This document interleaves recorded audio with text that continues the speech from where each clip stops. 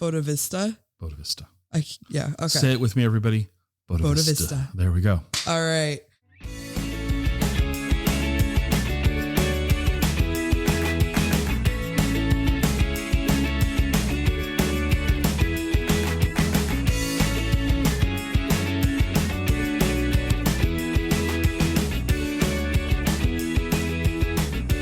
Welcome to the Exploring Washington State podcast. Here's your host, Scott Cowan.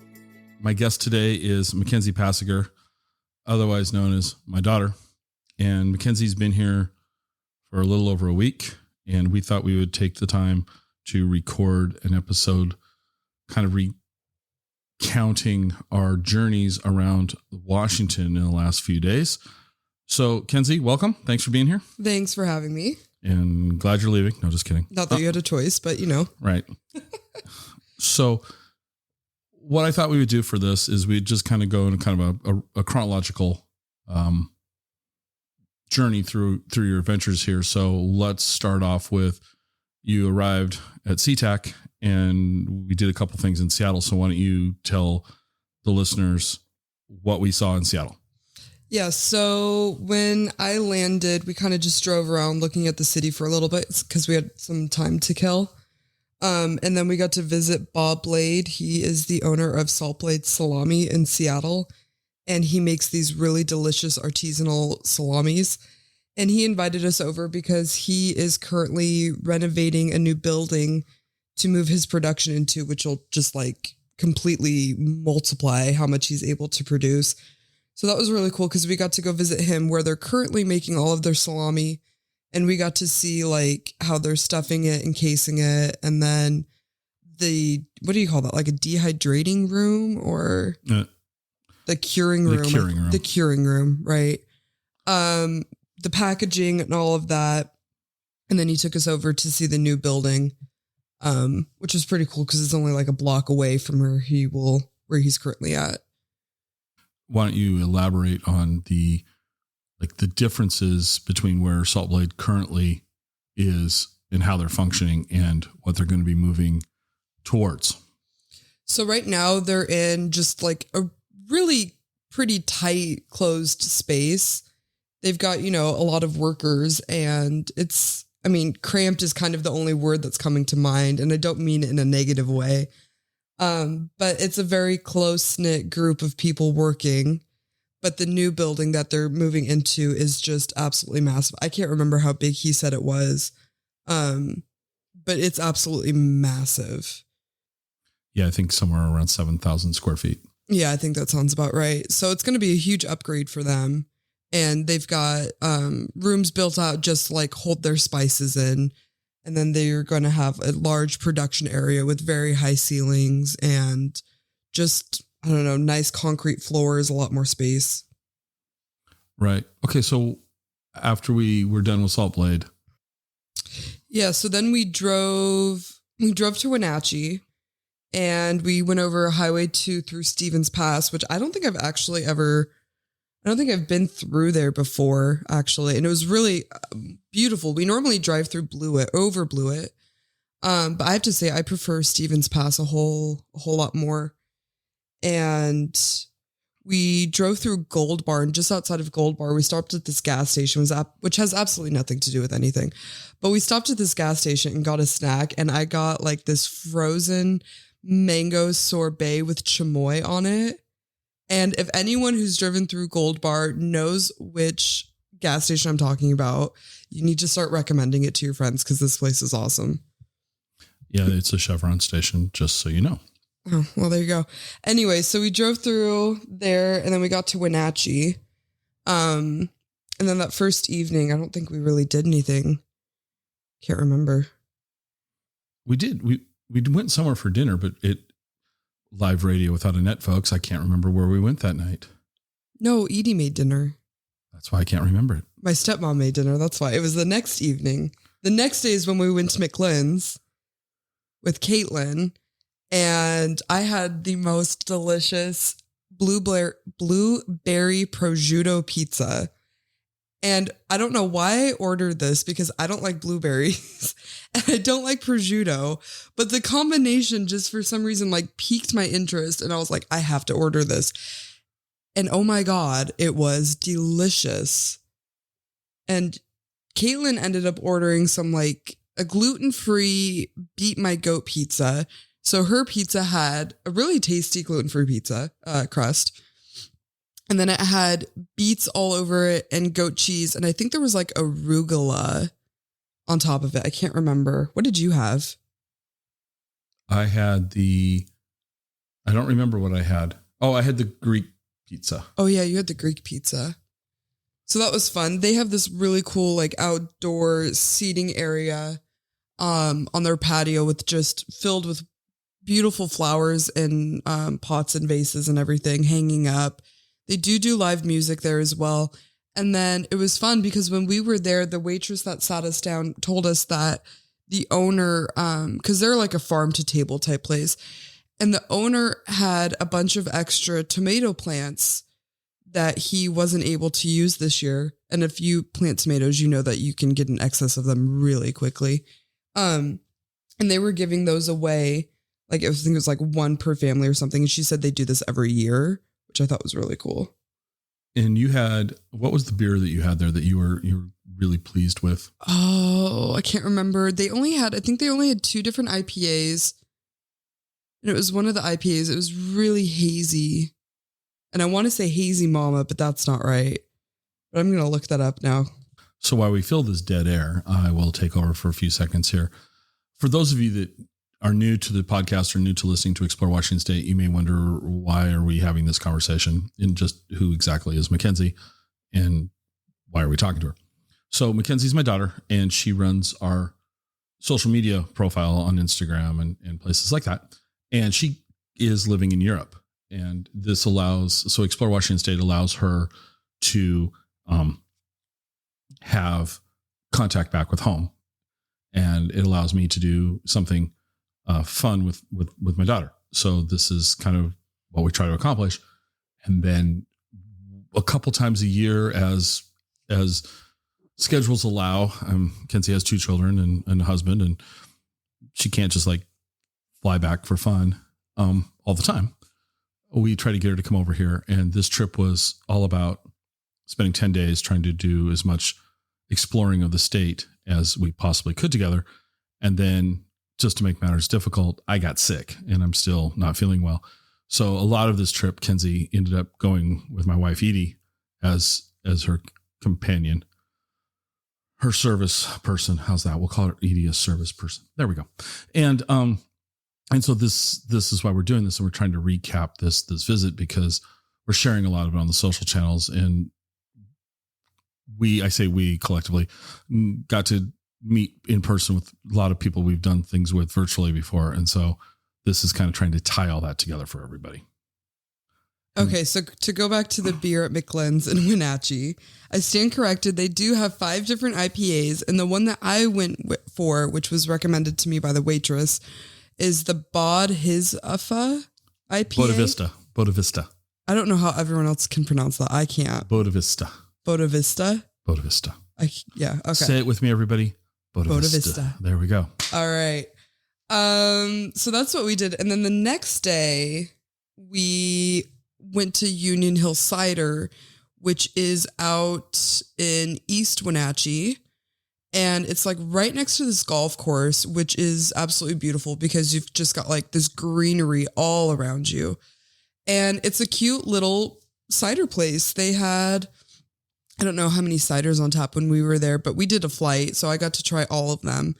And it's just nice. You go and you sit down outdoors, and they've got this just long lawn, and you can play. What is that? Now I'm forgetting what the name of that game is called. Cornhole. You can play cornhole, and right next to you are like a bunch of cherry trees. It's a big orchard right next door. And it was just cool. And we saw a couple families with small kids there, and they were running around and playing. I know that they did like a dog days thing recently where everyone that was visiting could bring their dogs. And so it's just a fun, super relaxed, totally not pretentious at all cidery. And I'm personally not a huge cider fan, but I really thought theirs were quite tasty, and they're not as sweet as they're not as sweet as like English ciders, for example, that I've had in the past. But a super cute area, definitely good for like a date night or just like a day out with your family. Lots of options there. What you also forgot to mention is that it overlooks the Columbia. So you're sitting high up north of the Columbia River, looking down over the Columbia as it goes through the your view there. So it's an awesome looking place. It is really, honestly, just beautiful. All right. So this is the part of the journey where I stopped participating, and Mackenzie's going to tell you more. But actually, that's not true. We did a couple things the next day. We went to Waterville. Yes. Yes, we went to Waterville. Why don't you? I don't want to hate on any town. I really don't. And it's a cute little area, cute little buildings, totally just this podunk small town vibe. But we drove to Waterville because you had to do something for work. And then we went out to Coulee City, which was really quite impressive, honestly, seeing the Grand Coulee Dam. I had never seen it in person before. And it's massive. That thing is really impressive. And I'm not into like dams or things like that, but I would be very tempted to do a tour there just to find out more of the history. Cause it's just, I've done the Hoover Dam, but this thing is just, I don't know. It's just unexpected. And then we went out to Banks Lake, Electric City, which in these whole areas are just like, they're small towns. They're cute. There's not really a whole lot going on. But we did go to this place. Was that in Electric City or in Coulee City? Voltage. So you're mixing up your cities. So Coulee City is at the south end of Banks Lake. You drive along Banks Lake, you go up to Electric City. The next city is Coulee, Grand Coulee. The dam is called Grand Coulee. And then there's the town of Coulee Dam. So in Grand I hope Coulee, the audience can see why and how that would be confusing. Right. And so in the town of Coulee Dam, we went to a coffee shop called Voltage. Okay. Now that I'm even more confused than I was in the beginning, we went to this cafe called Voltage. And it was good. They have nice coffee. I got an Italian soda and a peanut butter cookie about the size of my face. 10 out of 10, definitely recommend. But that's pretty much where your journey stopped, because that's when you really were like, you're so sick, you can't do anything. And Edie and I headed out to Walla Walla the following day. And I've also never been to Walla Walla before, so that was really exciting for me. We got to stay at the Finch, which is a hotel that my dad has stayed at several times. And you've always said that you just love it. Yeah, I think the Finch is great. Cool. It's a fun place.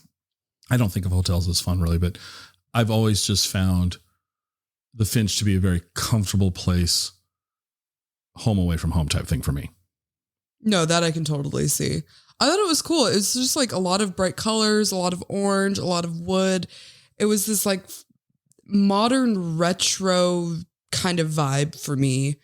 And it's like an open building plan. I don't know the technical term for that. But we stayed in a double room, which was really nice. It had a TV, like a mini fridge for the wine, and then a shower that was just massive. And it was just cute. I don't know. The whole property was cute. And they had this like outdoor fire pit, and they were selling like s'mores kits inside. And I was like, oh, that's kind of, had it been a little bit warmer in the evening, I probably would have wanted to do that. Or like if you're traveling with kids, that would be really fun. And then what else I thought was really cool, and we were talking to the general manager there, they have this like juice truck on the property, and she's there, I think, pretty much 7 days a week, so you can grab like a fresh juice in the morning. And then she said, I think it was like once a week, they have a food truck come, and they're trying to build this like whole community feeling around the Finch.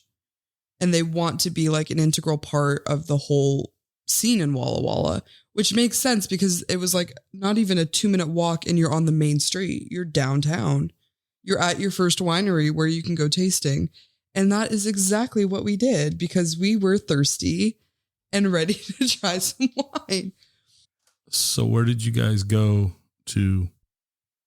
We ended up going to Bledsoe Wines. I think their name is the Family Wine. Bledsoe Family Winery. And we just walked by it because it was like right on the corner and it's just like this very cute wine bar. So we sat down there, we did a tasting and tried a bunch of different wines. Personally, I love their Healy Rosé. I just thought it was delicious. It was so good. Their Chardonnay was also all of their wines were really good. But if I had to choose one, I would definitely choose the Healy Rosé, which we did end up taking a bottle back with us. And when we were sitting there, there was a gentleman who was, or rather is still, I think he was like a level 3 sommelier for wine and whiskey. And he recommended that we go down to Gord, which is a different winery just down the road. And so we went there and we walked by and it was so hard to miss because they had this like really cool country folksy band playing outside. And it was probably a group of like 6 or 7 different people. And the waitress told me that one of the gentlemen playing the washboard, it was his band. He's 99 years old and he is their oldest wine club member. Oldest being because he's 99 or the longest because he was the first to join? Oldest as in age-wise. Okay. Yeah, so we sat down there, did a tasting, and that was fun. They had, the outdoor music, which makes a huge difference, as everyone knows. And then they had, in their outdoor patio area, they did have like a little fire pit type thing, which we didn't sit out, but it did look quite cozy. And so after that, we headed to Hadaway to eat dinner. And if you do nothing else in Walla Walla, you need to go to this restaurant. They are unexpectedly so good. They were recommended to me from Steph Forer, she's also an influencer on Instagram. Very sweet. Check her out. And she recommended that we go to Hadaway's on Alder. And I was like, okay, I like Southern food, but they're using local ingredients to the Pacific Northwest, which I thought was really cool. So we popped in. They also had outdoor seating. We ended up sitting inside and we honestly, we ate a lot. We had their pimento cheese, which is made with Beecher's Flagship. Then we had their duck pate and it came with pickled celery and onions. And then it came with a fig and wine gelée and just this beautifully toasted grilled bread. I told Edie, I said, when I die, you can serve this at my funeral. It was that good. And then, so after we had that, I went on to have the roasted oysters and Edie ended up eating their smoked duck breast and dirty rice. And then we had these amazing cocktails. And they have a nice cocktail menu. It's not very big. So you know that what they're doing very well. I had their bergamot sour, which was Earl Grey vodka, triple sec, lemon, and egg white. And I am not a vodka person at all. I do love Earl Grey though. And yeah, that was totally worth it. Okay. So you got your booze on. Yeah. You stayed at the Finch. Yeah. The next day. The next day, I woke up and took a very cold shower to wake myself up. And we headed down to Andre's Kitchen Mercado. And let me tell you, that was the best idea. I had the morning after, which is the best buttermilk biscuit I've ever had in my life, topped with an aioli. There was bacon, egg, and fried chicken, and then another buttermilk biscuit. And I was trying not to have a hangover. I was doing pretty good. And then I ate this and I was like, okay, I can get on with my day. I'm ready to go. But what surprised me about Andre's was that environment, the building that they're in, It does not look that big from the outside, and you walk in and it's just like this massive space where they have downstairs, they've got their bar, they've got a seating area, they've got like this whole section where they're selling beautiful houseplants. And then you can like walk upstairs and there's a whole wraparound seating area upstairs as well. And I don't know how old that building is, but it's definitely not a newer one. And it just looks so cool. Like this mixture of like new and old. The staff was super friendly. And the only thing I kept thinking about when we were there is like, I'm sitting here having breakfast. This is a place I would totally take my kids to in the morning. Equally at night, this would be a place where I could just like go out for drinks with my husband. And it's so versatile, which I just like, I don't know. I don't know. I loved it. I think Walla Walla. I'm fangirling over Walla Walla. So I'll interject here. My Andre's Kitchen experience was that I was told, you got to check this place out. At the time, it was in a gas station.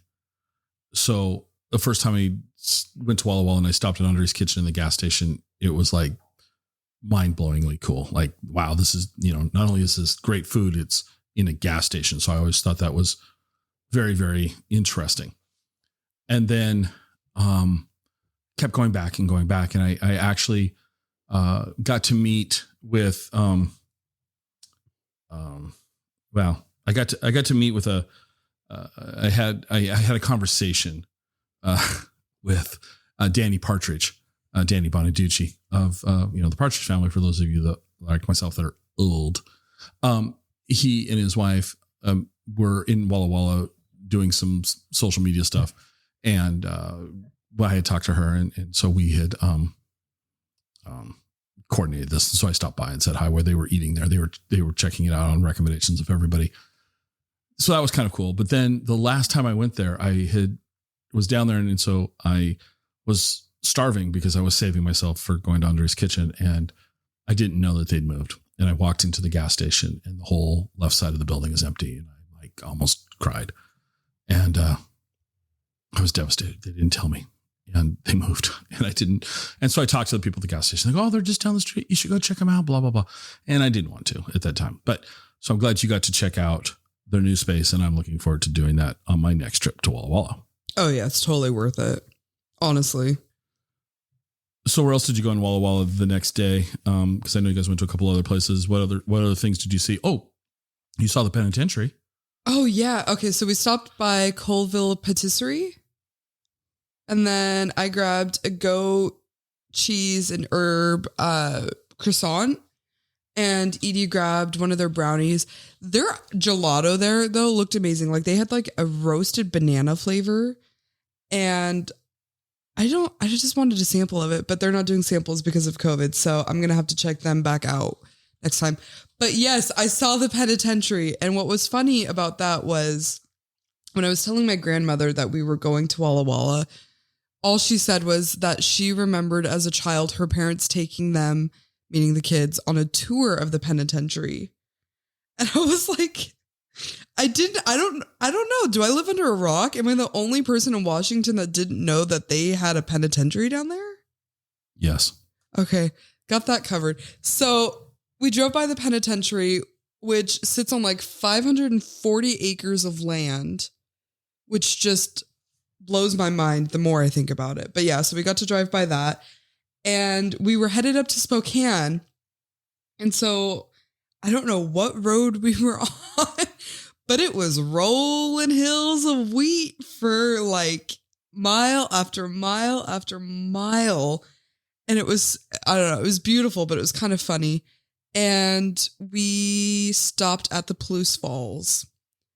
And I've obviously not spent a whole lot of time in Eastern Washington because that was my first time going there as well. And honestly, that changed my life. Like, you see pictures on Instagram, online of the Palouse Falls, and you're like, oh yeah, that's really beautiful. And then you see it in person and you just like, it took my breath away. It was so just breathtaking. I can't describe it any other way. I personally like the ride from the highway to the falls. That to me is the most exciting part. Yeah, that's a bumpy road. It's like a Disneyland ride for free. But it was cool. And I was surprised down at the Palouse Falls, they have a nice green area that you can sit and picnic at. You could totally make a day just hanging out there if you wanted to. They have bathrooms. I saw someone post once that there was a food truck down there. I don't know how often that happens, but I know that it's been down there.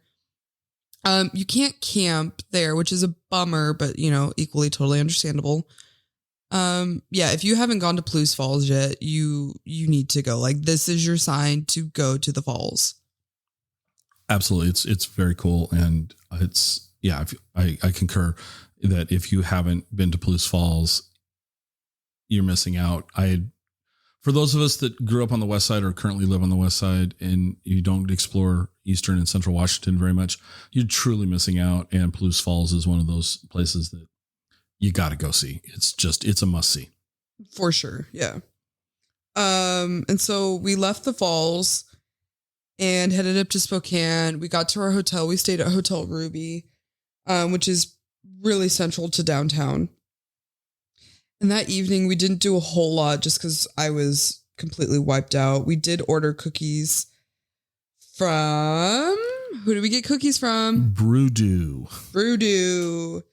So that was just kind of like a fun little thing to do. You can order their cookies online and they deliver on late night. And then the next morning, we woke up and we just wandered around the city. We went down and went to the riverfront, which was so beautiful. Just watching the rushing water. And the park itself is so clean. And it's so well manicured, like all of the flowers, even the playground part. I was really impressed with how big of a city Spokane is. They do a great job at keeping that area just perfect. So we hung out down there for quite a while, actually. We were looking at all the different flowers and, doing that. And then we went up to First Avenue Coffee, which we always do. That's probably one of my favorite spaces just to go hang out at, just because it is cozy. They have a great menu. I ended up getting their drink, a seasonal drink called Lilac Days, which has lavender, butterfly pea flower tea, and lemonade in it. And it turns into this like beautiful purple drink. And it was so, so nice. And then Edie ended up trying their pour over coffee, Peru Alberto Gonzalez, which has cacao, cherry lime, and butterscotch notes. And I tried it and I thought it was really nice. It was just a very light coffee. But they've got like a whole menu with different descriptions of the coffee, which I think is really nice. And they have a ton of gluten-free pastries, vegan pastries. Kind of cater a little bit to everyone there, which is really cool. You also met with somebody that we've had as a guest. So first off, First Avenue Coffee, Roast House Coffee is the company that we partner with for our Exploring Washington State blend coffee. So of course we love them. They're great. Their company ethics are cool. Deb, the owner, is she's awesome. She's a very entertaining personality. If you're in Spokane, I'm sure you know her. But you also went and had a conversation with somebody else that we've had on the podcast. And why don't you tell us about that? I was just thinking to myself, how could I space on that? Because we got to meet with the ladies from Botanical Bee Apothecary. And I always have a hard time saying that word, so please don't laugh at me. Brewdoo. Yeah. I have a hard time.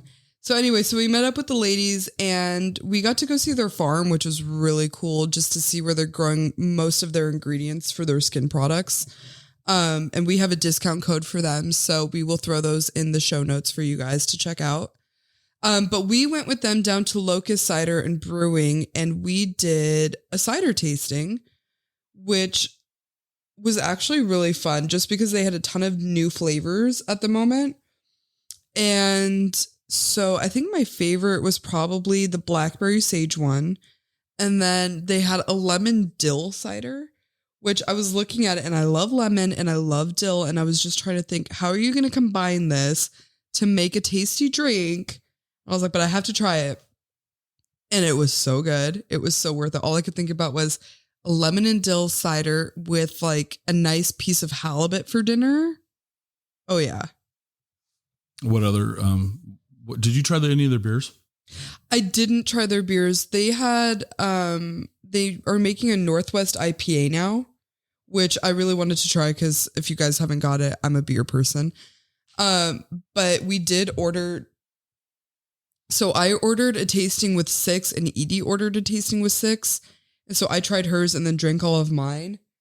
And I was kind of like, okay, need to take it slow, pace myself, all of that. But I think next time I'm definitely going to try their beers. Yeah, I've never tried any of their beers either, but they have, my memory says that Locust has 10 tasting rooms across the state. So it's pretty cool. And they're currently moving their main production from their original production facility in Woodinville. They just purchased the space that Heritage Distilling had in Gig Harbor. So Heritage has moved out of their original distillery in Gig Harbor, and Locust is moving in and putting a new tasting room in Gig Harbor as well. And so if you haven't tried Locust ciders, they're all around the state and they're really easy to find. Yeah, they're in, where are they? They're in like Tacoma, Walla Walla, Spokane, Seattle, Olympia, Woodinville, Redmond. Yeah. Multiple locations in Seattle. That gets us up to the 10. What? Yeah. Yeah. So we did that. Yeah. And like I said, then we walked around quite a bit and then we went to the Kitty Cantina, which for our listeners that are not from Spokane and want to take a visit there, you probably will need a car or public transportation just because it is in North Spokane. But it is so worth it. So if you haven't heard about the Kitty Cantina yet, it is a cat cafe that works with local shelters, to find homes for these cats. And they have, I'm checking now, they've adopted over 511 cats to different people since they opened up. And they've been open probably about a year exactly 1 year today at the time of the recording. And you can go in there and just get your coffee. I got one of those Red Bull Italian sodas just because I'd never had one. But you can go in and you can sit down and you can watch the cats playing. They have this amazing space with high, low, different swings, so much for these cats. And a portion of their proceeds go to obviously taking care of the cats, and they donate a lot of money as well. Just perfect. If you love cats, this is it. What else did you guys do in Spokane, or have we covered Spokane? We have covered Spokane, yes, because then we headed back down to Wenatchee yesterday. And it was easy drive, nothing remarkable other than some pretty wacky signs that we saw. So if you're road tripping through Washington, keep your eye out. There are some pretty funny and wildly inappropriate signs to be found along the side of the road. Care to share? I do want to share, but at the same time, I don't know if anyone's listening to this with their kids or if anyone's, so I will keep them to myself. If someone's listening and they want to know, they can send me a message on Instagram because I have them all written down. Okay, very good. So that kind of is the recap of Kenzie's visit. And today is the day that she's going back over to Seattle. She flies out early the next day. And so we just thought we'd, do this impromptu episode. But I'm going to now disclose a couple other things. So we're all about, small businesses and helping celebrate the state of Washington. And Kenzie's all about that. She's truly all about that. But this is going to become an intervention. Kenzie has a problem. So I pick her up at the airport. I haven't seen her. So she surprised me last year for Thanksgiving. So she was here. So I haven't seen her since November, which is a pretty short time. It's okay. And so I pick her up at the airport and what did you tell me, Mackenzie? I'm hungry. What do you want? Taco Bell. So we had okay. Taco Bell in Seattle during the middle of the day. Perfectly normal, said nobody ever. I mean, so we found a Taco Bell. Not only was it a Taco Bell, It was a Taco Bell and KFC. Even better. Why don't you share with our guests what you ordered? Okay, so I'm going to preface this by saying I live in Europe. Specifically, I live in Austria, in the Alps, in a small town in a valley. I am surrounded by mountains. There is, as well as there's, okay, we have McDonald's and that's it. There's literally nothing. And I love Europe, but Austrian food is just, it's not it. It's just not it. And there are things that you miss from home. And so I ordered, and I am not ashamed. I ordered a frozen Baja Blast, which was, oh my God, it was so good. And then I ordered a bean and cheese burrito because we love the basics, a Crunchwrap Supreme, which physically hurt me. And from KFC, I got their spicy fried chicken sandwich. And oh, so good. It was so good. Although I do have to say, the barbecue place here in Wenatchee, what is it? Sweetwood. Their fried chicken sandwich is a million times better. But just getting right off of the plane and being hungry and homesick, and I'm like, I want this food and I need it now. And I was on the plane thinking about Taco Bell, and I felt like this like peace wash over me when I realized not only do I want Taco Bell, I can get Taco Bell.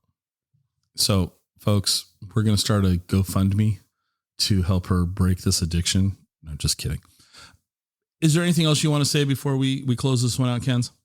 I don't think I have anything else to say right now. It was a really great 10 days, and it was fun to do this without the kids just because I feel like we were able to do so much and see so much. And I'm excited to bring them back in the summer so that they can experience some of the fun, you know? There's so much to do in Washington. Even if you've lived here your entire life, there is seriously, honestly, still more to explore. All right. Well, everyone, thanks so much for listening to this episode. Share the love, spread this around, share it with your friends, give us a like, follow us, subscriptions, do all those things that we beg of you every show, or we should be begging of you every show.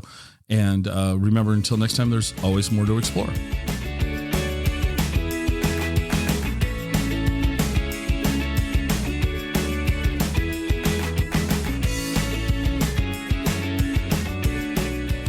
Join us next time for another episode of the Exploring Washington State podcast.